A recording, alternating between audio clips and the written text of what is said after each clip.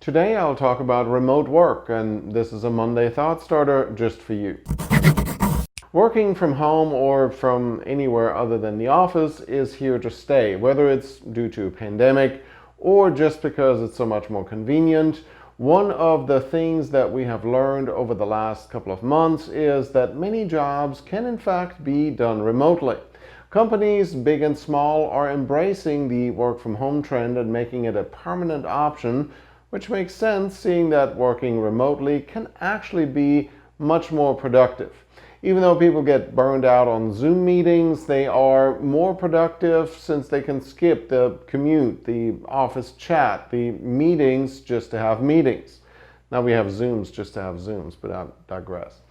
Anyways, of course, working from home also means that we're a little bit more in charge of our own schedule, and that means work-life balance is something that we need to actually think about. On one hand, it's easy to feel like you're working long hours because you can. You get up thinking about work, you work from the sofa after dinner, and probably check email before you go to bed. But are those long hours actually productive? At the same time, it can be difficult to get motivated when nobody's looking over your shoulder or telling you have to get dressed. In order to make it easier, here are a few productivity hacks for working remotely from me, seeing I work from anywhere all the time.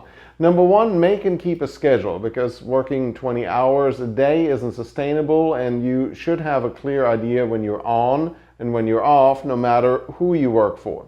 Number two, schedule breaks too. Working on the same thing for hours can sometimes turn into spinning your wheels and being busy but not productive. I personally take the dog for a walk several times a day, which is often where I make phone calls and catch up on podcasts. And number three, change in scenery in order to be most productive. I find myself wanting to switch offices here and there.